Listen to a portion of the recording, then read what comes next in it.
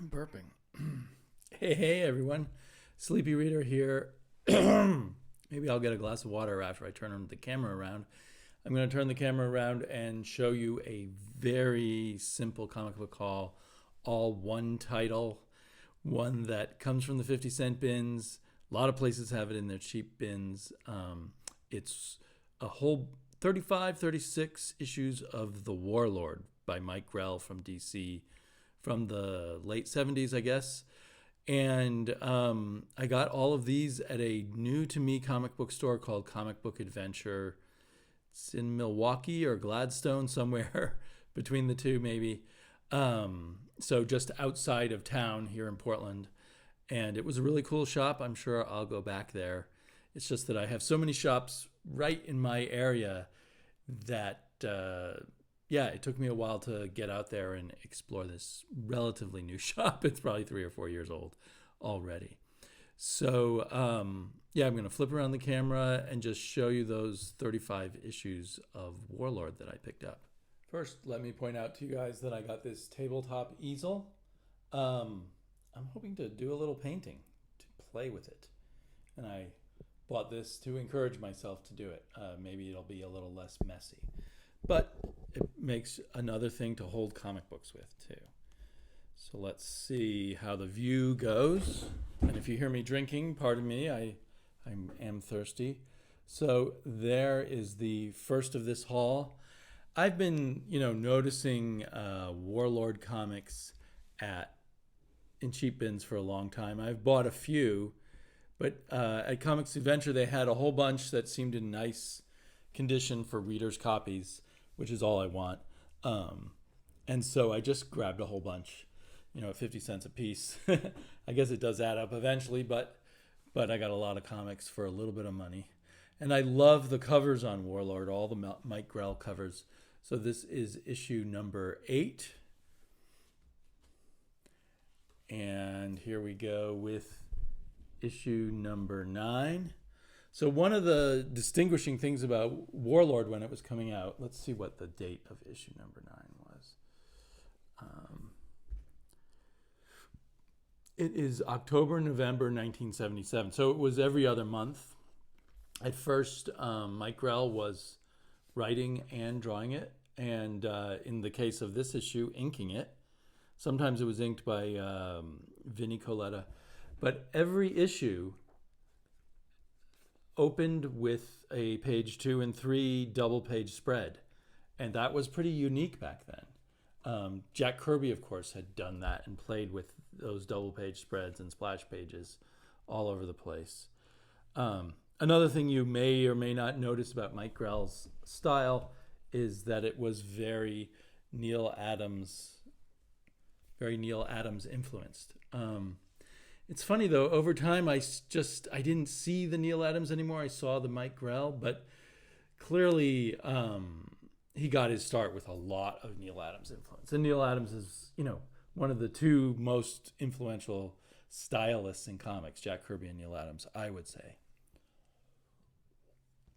At least of their generation and a few generations beyond. Maybe now we've got some different things going on. So that was number 9. Here is number 11. I think I may already own number 10. I can't remember if I skipped that because they didn't have it or because they owned it. And Warlord, as you also may or may not know, he was a Vietnam Air Force pilot who crash lands in this hidden world under the crust of the earth called Scartaris. It greatly resembles Pelakadar, if that's how you say it, by Edgar Rice Burroughs in his At the Earth's Core series of books where all kinds of savage people live. Amongst other things, what Mike Grell added to it was magic. So in this, there is no double page spread in this one. Interesting. So I thought he did it every single issue. Oh, you know what? This may be a reprint of the first issue or a redoing of the story. I'm guessing it's kind of a reprint with a framing thing. Perhaps it's the story from first issue DC first issue special that Warlord first appeared in. I don't know. So it looks like this one's a reprint, which is fine because I don't have that first issue special. Or maybe I do, actually. I don't know. Anyway, either way, it's fine. Only cost me 50 cents. Another cool cover. If you were a fan, as I was as a boy, of Edgar Rice Burroughs novels, this really evokes that, with a little bit of the sword and sorcery added in, which only made it even better for me, since I loved sword and sorcery also. So it was kind of a mashup of two genres that were very similar anyway, and it made them both a lot of fun.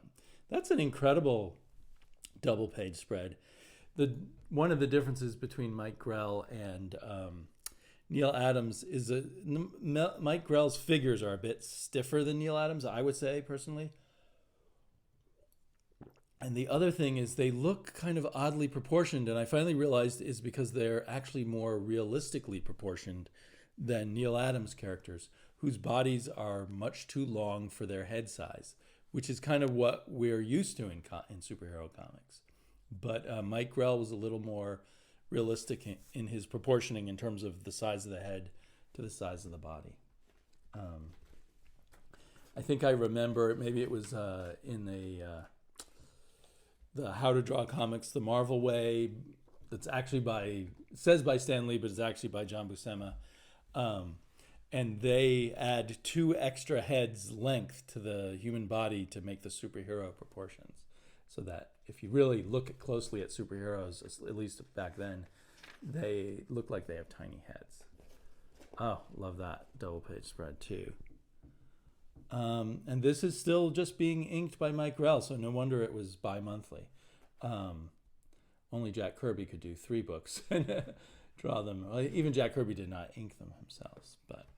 And I think Mike Grell is best by far when he's inked by himself. So that was issue 13. Here's 14, another great cover. I think by the one thing about Warlord, originally he had this kind of gray costume. It's being ripped there. And then he moved to this ultra skimpy loincloth thing.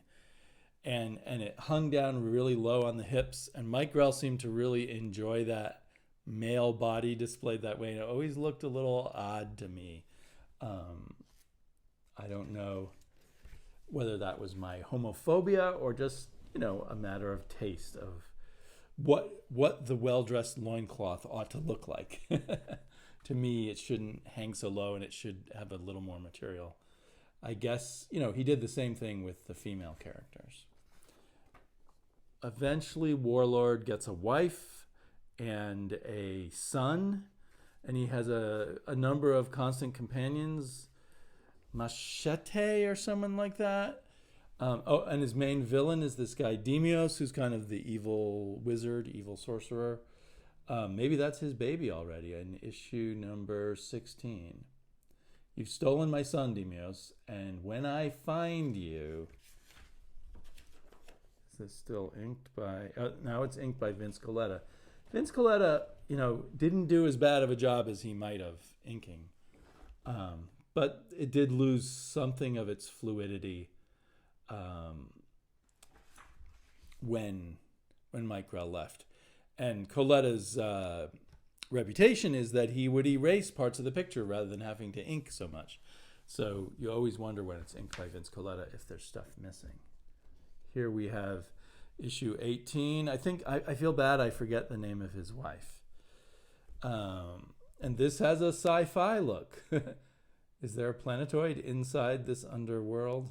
Blood Moon. There are worlds within worlds. Oh yeah, I love worlds within worlds. Read Blood Moon. So clearly, if you know me, this was a series that pushed all of my pre-adolescent and adolescent buttons. And that pre-adolescent, adolescent is still inside of me. And so I think I will, when I want to get all the Mike Grell issues. I have more than the Mike Grell issues, but it's sort of foolish of me to get the ones that were written afterwards.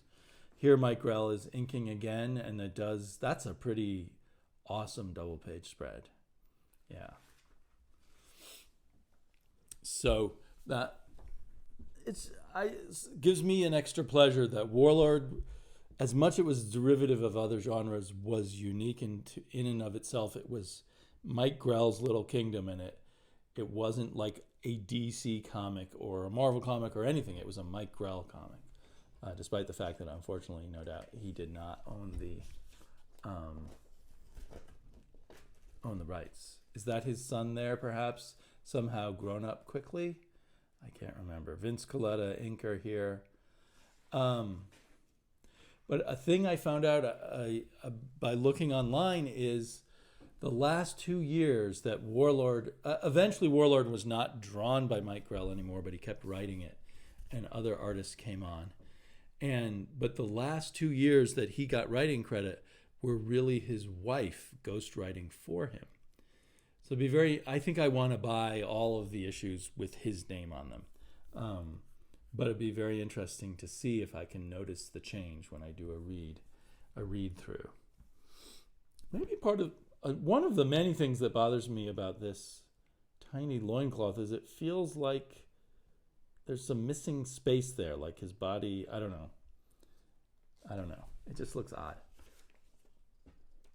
Vince Colletta, we got, yeah, that's definitely feels like a Vince Colletta inked page. Oh, I've always loved this cover. I wonder if I've double dipped on this. It wasn't in my CLZ, but I love this cover, so I feel like I must already own it. I know I owned it as a kid.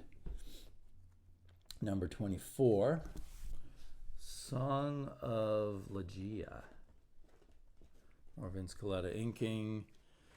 So, it's great to have these characters like Conan and Warlord who can explore a whole magical world. They're not just limited, maybe it's too much in a way, but they're not limited to Metropolis or Gotham. They're not limited to the real world. They're not Private Eyes or what have you. So maybe one of the appeals of kind of the sword and sorcery world is that open-endedness, that sense of a large world. It's often more of a rural adventure than an urban adventure, but it can be urban. You can go to sea, you can go to the mountains. That one's kind of a generic, The Challenge, kind of a generic cover there. It's still really well drawn by Mike Grell. I think all the covers are cool because they are inked by Grell. But it sort of looks like it could have been a fan sketch or something that he didn't have time to do a proper cover. Nowadays, that's all they do, I suppose, is sketches for fans. So I also remember distinctly that one of his companions, but I can't remember his name, was a woman who could turn into a cat. The Curse of the Cobra Queen, plus Wizard World. 2 Tales of the Lost World of Warlord. Let's see. And that's, I think even Jack Kirby didn't do this kind of thing very often, where you turn the page for your double page spread. And the comic even had a personal feeling because in the credits was always Mike Grell's signature, not written and illustrated by Mike Grell with his signature, not just a lettered name. So some of the Warlords, especially later on, have backups of other interesting characters like Arak and the like. I think this is just a backup about the world of Warlord. I wonder if it stopped being bi-monthly. Yeah, published monthly. So that's probably when he stopped inking himself. There is Warlord number 29. Another kind of generic cover.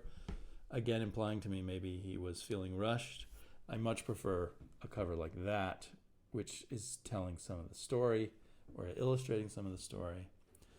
But this cover and that cover, they almost seem identical in a way. I mean, different poses, but... Plus the Hounds from Hell. Man, I think I'm going to start reading these before I finish the collection because I'm just getting excited about it looking here. Here we have Warlord in kind of a standard pose, but it still implies more action. So a little bit of a better cover. I'm assuming it will be Vince Colletta inking still. Yep, Vince Colletta. And for those who don't know, there's a lot of complaints after the fact by us amateur comic historians about Vince Colletta's inks. But at the time, he was a mainstay because he could hit deadlines like nobody's business. Again, perhaps because he cheated. You got your giant bird. What more? Little palace there. Enter the Lost World of Warlord, number 31. Number 32. This may be the woman who turns into the cat. I'm not sure. The Land of the Titans. So yeah, I love the kind of feeling of open-endedness that Mike Grell allowed himself in this land of Scartaris. Why it's named Scartaris, I don't know. That's kind of an odd name. Oh, and another thing, although he was swords and sorcery, he also could use guns because, of course, he's a military man from our world. In fact, I think in the first issue or two, he does not have the beard and goatee. That's kind of a sign of him having gone wild and not being, tied down to our world and its rules anymore, I guess. When did he gain the wings on his helmet? Maybe that was there all along. I'm just sort of noticing it now. Those wings look cool, but I imagine they're kind of awkward when you're in battle. Vince Colletta. I'm just showing all the double page spreads because I like them. Here we have Warlord 34. Another kind of generic cover. Sword of the Sorcerer, A Tale of the Wizard World. So, what is Wizard World? Pardon me, Here, I'll show you the next cover while I flip through here and try to figure out this Wizard World thing. Join the battle back to the lost world of Warlord. Is he fighting? Oh, maybe he came back to our world and is fighting his way back to Scartaris, because it shows a badly drawn electric chain or power chainsaw. Probably not electric back then. I recently used an electric chainsaw, so that's why it popped into my head. That's weird. I don't even see this Wizard World story that they advertise here. Maybe I'm misunderstanding what's going on. Yeah. So maybe, the title of the main story is Sword of the Sorcerer. So maybe the Wizard World is just referring to this world of Scartaris. And I misunderstood. Let's see what the double page spread looks like here. Yeah, look at that. He looks pretty shocked. Hey, I'm in a standard living room, and I'm still being inked by Vince Colletta. That's cool, this thing here. Gambit. And here is 36, so I think I'm missing 35, unless that... No, that was 35. Gambit was 35. 36, so I will find out what happens. Whoa, I love that cover. Some kind of wild demon thing going on there. Stealing some girl. Those demons always trying to steal girls from us swordsmen. Yeah, it really feels like there should have been something else in the background. One really suspects Vince Colletta of doing some underhanded work there. A story called Interlude. Okay, here we go. Number 39, 8 more new pages starring OMAC, the one-man Army Corps. I think this is that short-lived period where they added 8 pages to all the DC comics, and it was during the DC expansion that quickly led to the DC implosion. Luckily, Warlord survived that, but those 8 extra pages didn't. Winged horses now. Winged horses versus pterodactyls. The Feast of Agravar. And is the backup going to be Jim Starlin doing OMAC? It doesn't. Maybe it's Jim Starlin. I can't tell. I know he did OMAC for a while. Story and layouts by Jim Starlin. Finished art by Romeo Tangal. I do not like the way they changed OMAC's costume. The Jack Kirby version was much better. Okay, I can turn even a simple haul of one series into an overly long video. Extra feature, a new tale of the Wizard World. Enter the lost world of the Warlord. I'm confused by this Wizard World thing. The Brotherhood of Death. More new pages from the new DC. What year are we in now? It looks like December 1980, so this is actually 1979, since everything was about 3 months ahead. Nice double page spread. at least an implication of a background there. I kind of like that stylized background that's on part of the page and not all of it.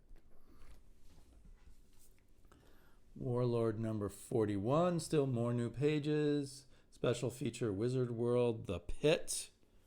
Ooh, what Stygian darkness hides the tentacled, grotesque creature in the pit? I wonder who this is. I think the girl who could change into a cat had face paint on, but maybe not always. Maybe that's his wife. I feel horrible that I can't remember his wife's name. Of course, I can't really remember many of their names. It's been a really long time, and I only read some of these issues as a kid.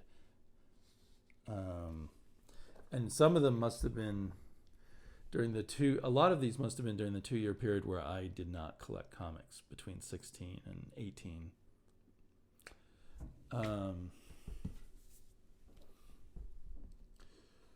The Enter the Lost World of the Warlord War. And that's a really well-designed cover. Okay, and here is a Wizard World backup story. It's also written and illustrated by Mike Grell with inking by Vince Colletta. So it's just Wizard World, I guess, is some part of Scarteris.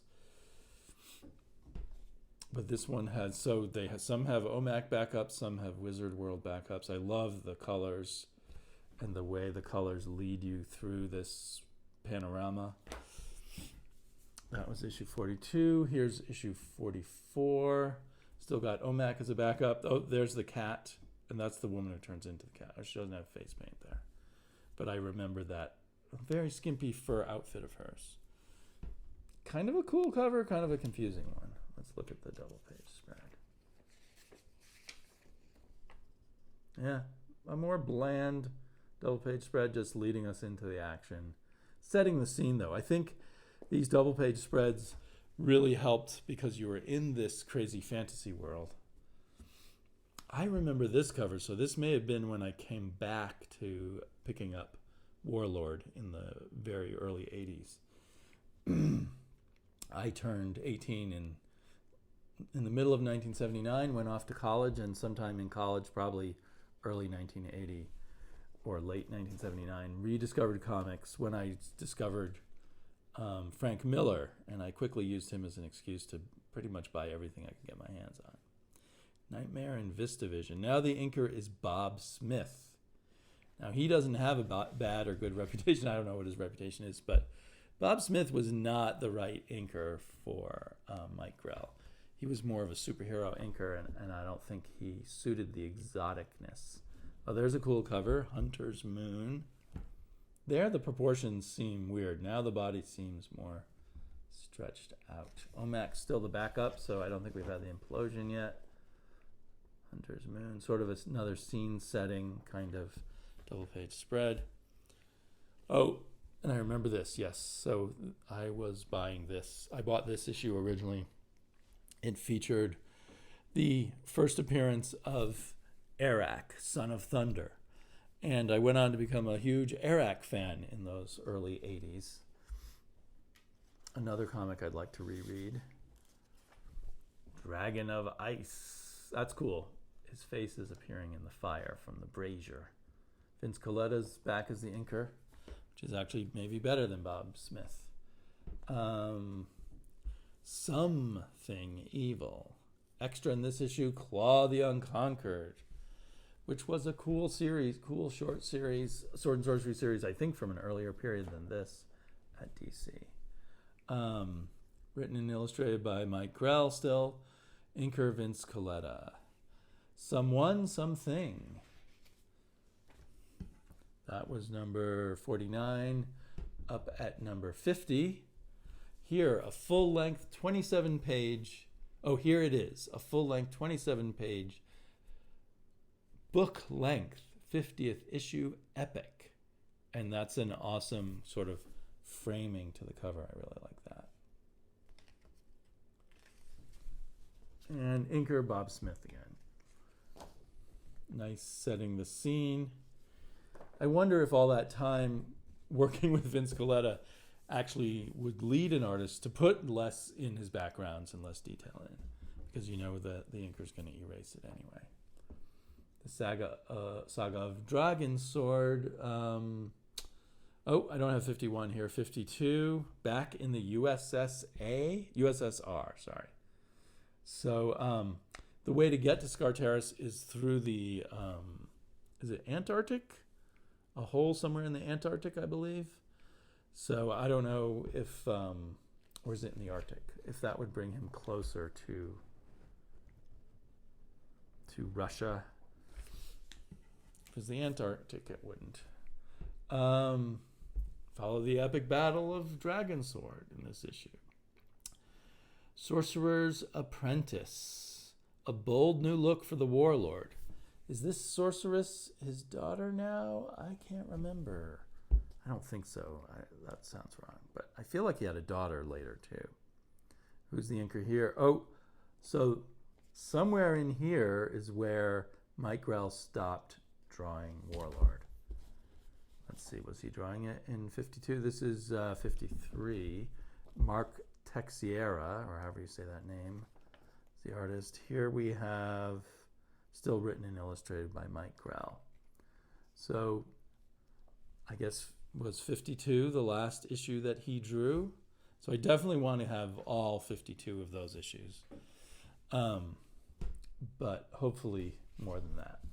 All that he wrote too. Mark Texiera later in the 90s had a real wild style. Here it's very controlled and kind of standard. It looks nice and clean and pretty good. Not as personal as the Mike Grell style, in my opinion. And this is number 54. I wonder if we're in the era where Mike Grell was claiming to be the writer, but his wife was actually writing, or maybe that came even later. What happened is Mike Grell leaped on the little indie boom of the early 80s, and he did 2 comics. I don't know if they were both for First Comics or one was for First and one for maybe Eclipse or something, but he did Sable and he did, I think he did Sable, and he did Star Slayer, who looked a lot like a version of Warlord out in space. Yep, artist Mark Texiera here. And as this goes on, we see a number of artists, and then eventually new writers, and particularly I remember Michael Fleischer writing it. And Michael Fleischer at the time, I don't know if I need to reevaluate him, but he became one of my least favorite writers. Mark Texiera is still writing here. So this is the last issue I got from my haul, number 58.